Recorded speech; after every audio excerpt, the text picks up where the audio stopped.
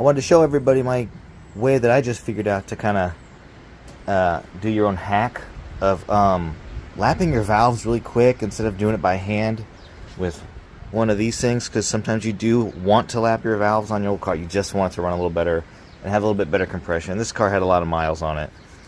And you know, to normally lap your valves, you would take the springs out of the back. You know, if you got to this point, you know what you're looking at. And you put some valve grinding compound up underneath here, and then close it back up. And you sit here with two hands and you move it back and forth, and goodness, it won't even go now. There we go. I'm sure you could do this, but a lot of people really want to get it super polished and actually close up the seat really good.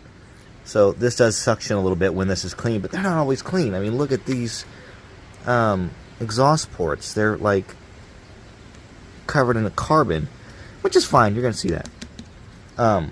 But up underneath there, it can also start to sort of look like that. So this is going to be good to look at, get these clean. But anyway, a lot of people use a drill, and they flip over their thing, and they show you, oh, this is how you do this.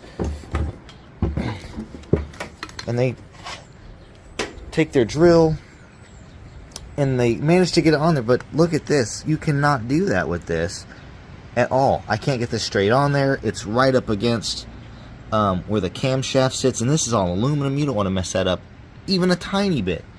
And these valves here, right, you can see these are all the way up, and they're not sticking out to grab it with a drill.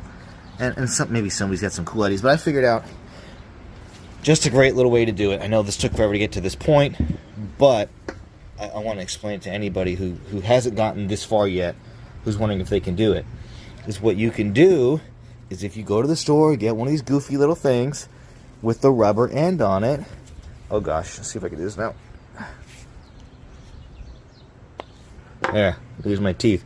Pop that rubber piece off, and you guys know this. You guys know what these are. Those are little adapters to put a socket into your drill bit, or into your drill. Boop. And you just take your little rubber thing and force it on there.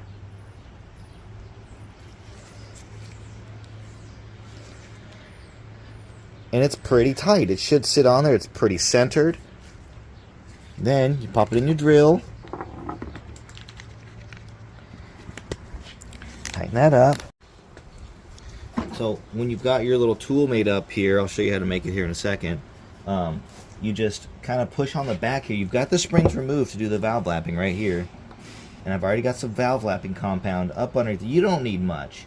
But you can start to see the difference. I'll show you. Here's a little before. This one's stuck in there. You see, this is where it seats right here. This is where the valve closes up and sits perfectly inside this little spot. Well, over time, all that exhaust and all that intake and dirt and everything that comes through the intake, it starts to get dirty. This should be nice and shiny right along this edge. Should be about a 1/16 of an inch or so of shiny metal. But right now it's dark and cloudy. So what you'll do is you'll put your valve compound on there.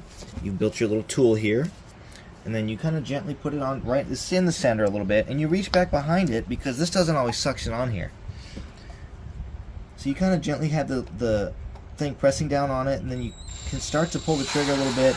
And if it doesn't want to spin, like I'll put this here, and it doesn't want to spin. This is rubber, and this is just this cruddy, like sandpapery stuff. It doesn't want to spin. So you reach back behind it and kind of gently push up on it.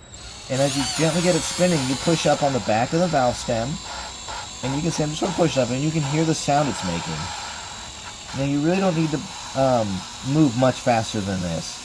And it's okay. You can see I'm walking around the whole thing, but just enough to get it start making that grinding sound. And with your back hand back here, you just sort of gently let off of it, and it starts to get a little bit deeper until finally it just doesn't want to spin anymore. It's just finding its little place in there. And you don't have to do this long. I mean, like 30 seconds, maybe. That might even be, that's like the maximum. But what you'll do is, to find out if you've done it enough, you wipe it clean with your thumb. If you got a dirty, nasty rag, you grab that, and you can see how this seat versus this one has now become shiny. Like, this hasn't been done yet. You got this kind of dark, cloudy edge, and then this is beginning to get nice and polished. So that's what you're going to see is that's going to be happening also to this seat right here. And that's going to be what we're going to be looking for. As soon as that cloudiness is done, you don't want to sit there and overdo it. If you overdo it, it starts to push in a little bit too much, and it starts to affect the valve clearance on the other side. So just enough to get those clouds off, and that's about it. This is just an easy way to do it. Everybody wants to do it their own little hack way. This is just what I found, and I just want everybody to know there's more than one way to lap a valve. I wouldn't skin a cat. That's sick. Anyway, thanks. And that's just sort of the little hack I figured out to do, because I just did not want to sit there. I did this once before, and all I had was this little wooden thing, which apparently went to another universe. It's gone, and I just watched it fall. But if you want to just kind of not just move quicker, but definitely get a super good sanded down seal, because it's spinning all the way around versus you doing it by hand, going with a hand on each side of it. This way it's just a nice perfect seal. That's really what everybody would like, is just a perfect new seal, because you're going to put it all back together in some old car that's 20 years old, and you just want it to run good. And it's easy to overdo it, so just do it for, a couple of seconds at a time. Look down there, and you can wipe it clean, and you can see when it starts to get shinier versus what it was looking like before. You can just see how it's getting polished because it's not dirty. There's no like hazy spots where it seats. Of course, right now this is all very dirty. I'm just doing the polishing right now. But right here's where it seats. It's just shiny outside edge. Gosh. And that's what you're looking for. So if you look down at it when it's dirty, you pop it out and look at it, you can see these little kind of foggy dark marks where it should be seated properly. Come on, baby. And then you can just gently sand it away with your valve grinding compound and keep taking peeks at it to make sure that it's all the way gone. Those dark spots are gone. And then you've polished it well. And it's also really shiny at that point. So I hope this helps you out a little bit. This is my second time I've actually done any valve grinding. The other times I just replaced the head gasket and put it back together. But on an older car and you want it to do good, and it's something you kind of care about because you're selling or flipping, which I plan on doing with this car, is flipping it. I don't want it to run like crap. I want it to run good. I want it to have really good compression, and this is a great way to do it. And you've already got the heads off. Spend the extra little bit of time doing it.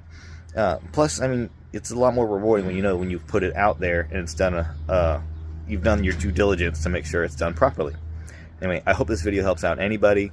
It was only 6 minutes, but if you enjoy it, let me know. I can do more videos. I've been doing this stuff for years now, but I've never actually made a video, and people started recommending I try to make videos. So this is it. This is my first video that I'm going to put on YouTube on little things, working on a car, because there's a lot of crap out there that you just can't find the answer for, and I'm going to try to, be another person out there with my own ideas that might help somebody else out there as well. Anyway, good luck out there working on your ride, and bye now.